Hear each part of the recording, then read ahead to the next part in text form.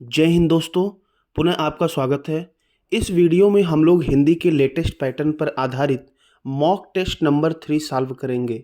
और आप लोग के लिए एक ज़रूरी सूचना है कि एसएससी जीडी का हिंदी, रीजनिंग और जीके जीएस का प्लेलिस्ट बना दिया गया है। और यदि आपने अभी तक सभी वीडियोज नहीं देखे हैं तो तुरंत जाकर सभी वीडियोज को पूरा ध्यान से देखिए। हमारी गारंटी है कि हिंदी में एक भी प्रश्न आपका छूटने नहीं पाएगा। यदि आप रेगुलर हमें फॉलो करते हैं तो 20 में से 20 क्वेश्चन हम सही करवाएंगे। तो चलिए एक शानदार सेशन की शुरुआत करते हैं बिना देर किए हुए। देखिए यहाँ पर हम बढ़ेंगे सबसे पहले प्रश्न की तरफ। यहाँ पर वाक्य त्रुटि दिया गया है। आपको ध्यान से प्रश्न पढ़ना है और बताना है कि त्रुटि किस पार्ट में है। तो देखिए दिया गया है कि उसने कपड़े सीने में दक्ष है। तो यहाँ पर देखिए दो प्रकार से प्रश्न बनेगा। यहाँ पर उसने नहीं होगा, ठीक है, सही होगा। क्या होगा भाई? सही यहाँ पर होगा कि वह उसने की जगह पर वह होगा, वह कपड़े सीने में दक्ष है। तो त्रुटि आपको कहाँ मिल गया भाई? यहाँ पर बी दिया गया है, ठीक है। उसने जो दिया गया है इसी में आपकी त्रुटि है। प्रश्न दो प्रकार से बनते हैं। एक तो ये बन गया कि गलती कहाँ पर है। दूसरा इसी में प्रश्न बनता है कि ये जो गलती है किससे संबंधित है। तो गलती है सर्वनाम से संबंधित है। चलिए अगले प्रश्न की तरफ बढ़ते हैं। यहाँ पर समानार्थी शब्द बताना है। पक्षी का समानार्थी शब्द क्या होगा? सही आंसर पखेरु होगा। पक्षी को पखेरु भी कहते हैं और पक्षी को परिंदा भी कहा जाता है। पक्षी को द्विज भी कहा जाता है। द्विज का मतलब जो दो बार जन्म ले, ठीक है। तो पक्षी दो बार जन्म कैसे लेती है? एक बार अंडे के रूप में और पुनः कुछ दिन के बाद अंडा जब टूट जाता है तो फिर पक्षी का नया जन्म होता है। तो यहाँ पर सही आंसर आपका पखेरु हो जाएगा। कुक्कू दिया गया है। कुक्कू का मतलब क्या होता है भाई? कुक्कू का मतलब कोयल होता है। कोयल का पर्यायवाची होता है पिंक, श्यामा, सारंग, वसंत दूत कहते हैं। विपिन का मतलब होता है जंगल, कांतार, कानन, विपिन। ये सारे जो है जंगल के पर्यायवाची होते हैं। और फलक तो आप जानते ही हैं, फलक तक चल साथ मेरे, ठीक है। तो यहाँ पर सही आंसर आपका बी बनने वाला है। एक शानदार प्रश्न की तरफ बढ़ लेते हैं। अगला यहाँ पर दिया गया है रश्मि किसका पर्यायवाची शब्द है। देखिए सभी लोग वीडियो पॉज करके नंबरिंग कर लें। सबसे पहले खुद चेक करें और उसके बाद कमेंट में कमेंट करके बताएं कि आपके कितने नंबर बन रहे हैं। और जहाँ पर लोग गलतियाँ करते हैं वही सुधारना है। रश्मि किसका पर्यायवाची है? सही आंसर यहाँ पर आपका होगा सी, किरण। रश्मि किरण का पर्यायवाची होता है, ठीक है। स्त्री बात करें, स्त्री को त्रिया भी कहा जाता है। बिजली की बात करें तो चपला, चंचला कहते हैं, वज्र भी कहते हैं। और नौका को जो है बेड़ा भी कहा जाता है, जलयान भी कहते हैं। चलिए एक और शानदार प्रश्न की तरफ बढ़ते हैं। बर्तनी आपको बताना है। ये जो बर्तनी है ना, ये हजारों लाखों बार पूछा गया है एग्जाम में। सबसे अधिक बार ये बर्तनी पूछा गया है। तो सही आंसर यहाँ पर कवित्री का आपका पहला बनेगा। इस प्रकार से कवित्री लिखा जाता है। तो आप एक दो बार लिख के प्रैक्टिस कर लें। चलिए अगले प्रश्न की तरफ बढ़ते हैं। अगला यहाँ पर प्रश्न दिया गया है वाक्य के किस भाग में त्रुटि है। देखिए अगर आपको क्लियर ना दिख रहा हो तो अपना जो है पिक्सल बढ़ा लें। किस भाग में त्रुटि है बताना है। मुझे इस आदमी का पता मालूम नहीं है। तो यहाँ पर जो मालूम लिखा गया ना, ल पे छोटा ऊ की मात्रा नहीं होता है, बड़ा ऊ की मात्रा होता है। तो यहाँ पर क्या होगा? क्या होगा भाई? सही आंसर बी हो जाएगा, ठीक है। त्रुटि बताना था। अगला दिया गया है विलोम शब्द का चयन करना है। जटिल का विलोम पूछा गया है। तो सही आंसर यहाँ पर आपका हो जाएगा सी। जटिल का विलोम आपका होता है सरल, ठीक है। और जो शब्द दिए गए समझ लेते हैं। संयुक्त का विलोम होगा पृथक, ठीक है। कठिन का विलोम होगा आसान और पेचीदा का विलोम सरल होगा, ठीक है। अगले प्रश्न की बात करते हैं। अनेक शब्दों की एक शब्द है। कम बोलने वाले को क्या कहते हैं भाई? मितभाषी कहते हैं, जो कम बोलता है। वाचाल मतलब जो बहुत बोलता है। मृदुभाषी मतलब जो मीठी भाषा बोलता है। और गंभीर का मतलब जो शांत रहता है, ठीक है। तो यहाँ पर सही आंसर आपका पहला हो जाएगा। अगला देख लीजिए एक और शानदार प्रश्न। वर्तनी आपको स्वादिष्ट का बताना है। तो सही आंसर आपका डी होगा। स्वादिष्ट इस प्रकार से लिखा जाता है।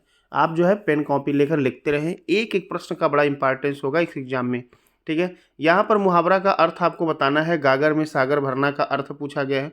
तो गागर में सागर भरना का मतलब होता है थोड़े में बहुत कुछ कहना, ठीक है। और हिंदी में गागर में सागर भरने वाले कवि बिहारी को कहा जाता है। किसको कहते हैं भाई? बिहारी। बिहारी ने लिखा क्या है? सतसई लिखे हैं। तो इनकी जो सतसई है 713 दोहों का समूह है। और बिहारी को गागर में सागर भरने वाला कवि कहा जाता है। ये दोहा लिखे थे केवल, मतलब कम बातों में बहुत चीज़ों को स्पष्ट कर देना। चलिए आगे बढ़ लेते हैं। वाक्यांश के लिए एक शब्द दिया गया, अनेक शब्दों के एक शब्द, जिसकी आशा की गई हो। इसका सही आंसर क्या होगा? पहला, उसे प्रत्याशित कहते हैं जिसकी आशा की गई हो, और जिसकी आशा न की गई हो उसे अप्रत्याशित कहते हैं। आशातीत का मतलब आशा से अतीत अर्थात आशा से भरा हुआ, और आशानुसार का मतलब आशा के अनुसार। अगला प्रश्न देखिए, एक और शानदार प्रश्न आपके सामने आ चुका है। सैनिक आतंकवादी के पैरों में डालकर ले गए। क्या डालेंगे भाई? पाजेब डालेंगे? क्या नहीं, पाजेब तो महिलाएं जो है पैर में पहनती हैं, स्त्रियां पैरों में। घुंघरू जो है, जो डांसर होते हैं, कत्थक वत्थक करते हैं, वो लोग जो है पैर में पहनते हैं। हथकड़ी तो हाथ में पहनाया जाता है। ये जो आतंकवादी होते हैं उनको बेड़ियां पहनाई जाती है। ठीक है, तो इसका सही आंसर आपका बी होगा कि सैनिक आतंकवादी के पैरों में क्या डालकर ले गए भाई? बेड़ियां डालकर ले गए। अगला प्रश्न देखिए, यहाँ पर आपको बताना है कि इसकी प्रतिस्थापना की जाएगी, किसको हटाना है, वाक्य सही है कि नहीं है। तो देखिए, रविंद्रनाथ जी ने भारत के एक प्रसिद्ध कवि थे। तो देखिए यहाँ पर जो ने दिया गया है, कारक का प्रयोग है, ये गलत है, रविंद्रनाथ जी। तो यहाँ पर सही आंसर जो प्रतिस्थापित करेंगे सी से करेंगे। रविंद्रनाथ जी भारत के एक प्रसिद्ध कवि थे। अब यहाँ पर यदि ये पूछता कि किससे संबंधित त्रुटि है, तो आप आंसर देते हैं कि कारक से संबंधित यहाँ पर त्रुटि है। चलिए एक और शानदार प्रश्न की तरफ बढ़ लेते हैं। अगला यहाँ पर प्रश्न दिया गया है, सामान्य का विलोम पूछा गया है। ठीक है, तो सामान्य का यहाँ पर जो विलोम हो जाएगा वो होगा विशिष्ट। क्या होगा भाई? विशिष्ट। अवशिष्ट का विलोम कहेंगे तो अवशिष्ट का विलोम होता है अवशेष। नहीं मालूम है तो आप लिख लें, अवशिष्ट का विलोम होता है अवशेष। अभद्र का विलोम होता है भद्र। ठीक है, वशिष्ठ का विलोम कुछ नहीं होता है। ठीक है, वशिष्ठ गुरु होते हैं। सही आंसर यहाँ पर सेकंड होगा। चलिए एक और शानदार प्रश्न, यहाँ पर आपको बताना है कि ये सही लिखा गया है कि नहीं। तो देखिए यहाँ पर ये अंडरलाइन किया गया है, गोलियों की बाढ़ के सामने कोई टिक न सका। तो देखिए बाढ़ गोलियों की नहीं आता है, बाढ़ पानी का आता है। ठीक है, तो यहाँ पर जो आपका सही आंसर होगा, गोलियों की क्या होगी भाई? बौछार होगी। गोलियों की बौछार होती है। सही आंसर पहला हो जाएगा।